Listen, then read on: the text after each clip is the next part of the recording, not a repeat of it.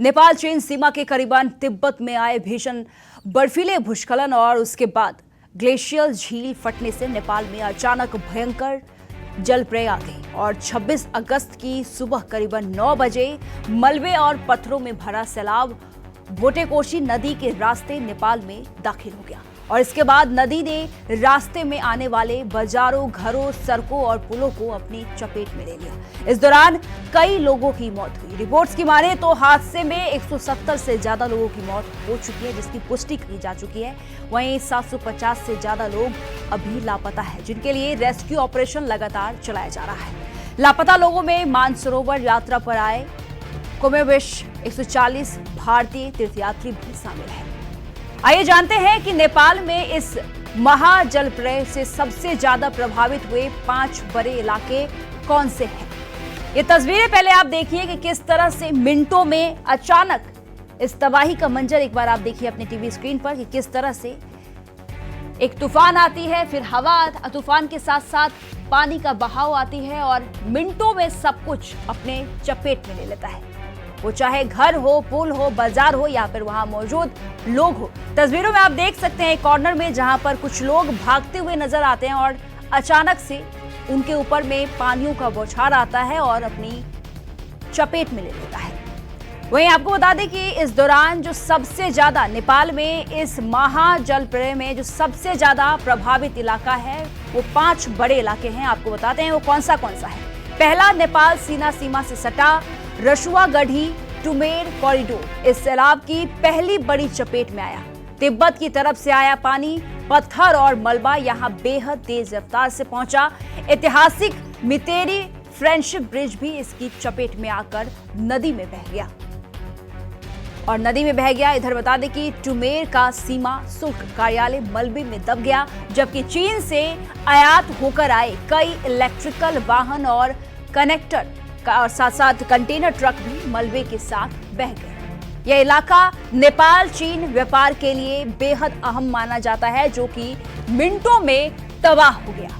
इसलिए यहां का नुकसान आर्थिक तौर पर देखा जाए तो सबसे बड़ा नुकसान हुआ है। सबसे बड़ा झटका नेपाल को मिला है, साथ साथ व्यवसायिक जगह को भी मिला है। वहीं बता दें कि श्याफ्रुबेशी बाजार भोटेकोशी नदी के किनारे बसा प्रमुख पहाड़ी कब्जा है, जहां पर लांगटांग ट्रैकिंग और पर्यटन के लिए मशहूर इस इलाके में अचानक आए तेज बहाव ने तबाही मचा दी और पानी और बड़े बड़े बोल्डर्स के दबाव से 60 से ज्यादा बहुमंजिला होटल, लॉज और पक्के मकान ढह गए।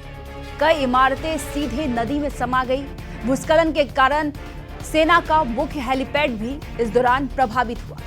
वही बता दें कि ये जो मौत का आंकड़ा है, ऐसे तो 170 की पुष्टि हुई है, जिनके शव बरामद कर लिए गए हैं। लेकिन आप सोचिए जो 60 ऐसी इमारतें हैं जो ढही है, जो पूरे के पूरे पानी में समा गई है, उसमें कितने लोग मौजूद होंगे और कितने लोगों की जान जा चुकी होगी।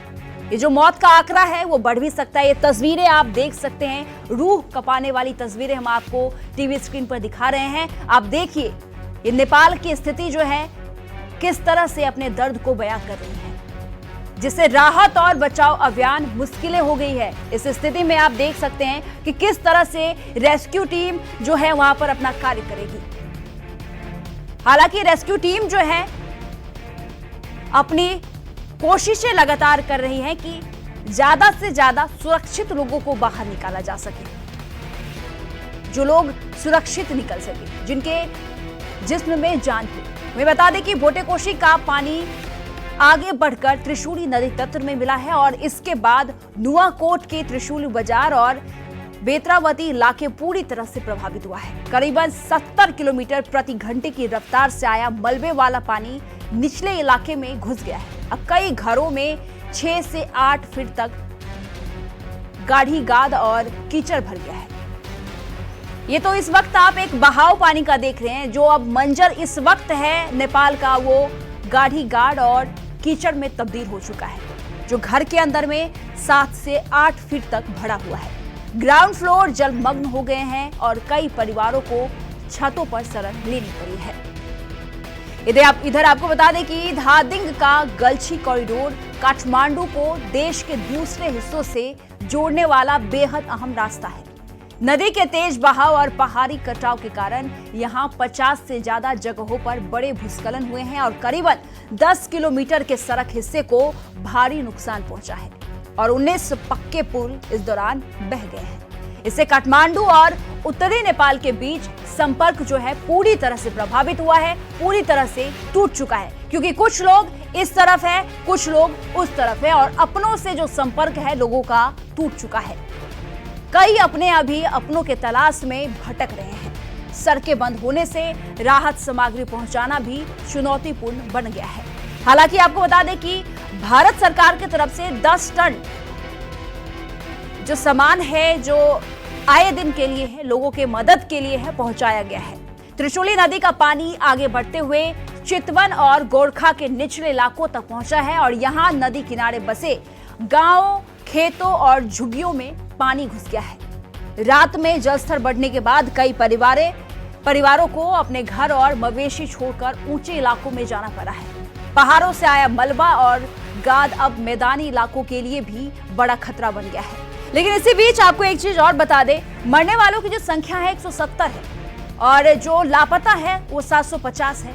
तो आप सोच सकते हैं कि ये तो इंसानों का आंकड़ा है, उन जानवरों को क्या, जो बेजुबान जानवर है वो भी इस मलबों में दबकर अपनी जान गंवा चुके हैं। इस आपदा ने नेपाल के बिजली ढांचे को भी बड़ा नुकसान पहुंचाया है और नेपाल के लिए अब चुनौती सिर्फ लापता लोगों की तलाश करना ही नहीं, बल्कि टूटे पुलों और सड़कों को बहाल करना, बिजली और संचार व्यवस्था शुरू करना और हजारों प्रभावित परिवारों तक भोजन, पानी, दवाइयां पहुंचाना भी है। इधर भारत की तरफ से आपको बता दें कि 10 टन आपातकालीन राहत सामग्री भेजे जाने की जानकारी भी सामने आई है। और ये तस्वीरें आप देखिए जो इस वक्त हम आपको नेपाल से दिखा रहे हैं। ये भयावह मंजर है जहां कईयों ने अपने अपनों को खो दिया है और अपनों की तलाश में कई अभी भटक रहे हैं। रेस्क्यू ऑपरेशन जारी है, मौत का आंकड़ा बढ़ चुका है। वहीं आपको बता दें कि इसका आंकड़ा और भी बढ़ने की आशंका जताई जा रही है, क्योंकि लापता लोग 750 से ज्यादा है। तो आप सोच सकते हैं कि पिछले 24 घंटे में उनकी जान के साथ क्या हुआ होगा। इन काद और कीचड़ में फंसे सभी की जान है और अपने जो है लगातार तलाश रहे हैं अपने की राह। रेस्क्यू ऑपरेशन जारी है, बने रहिए।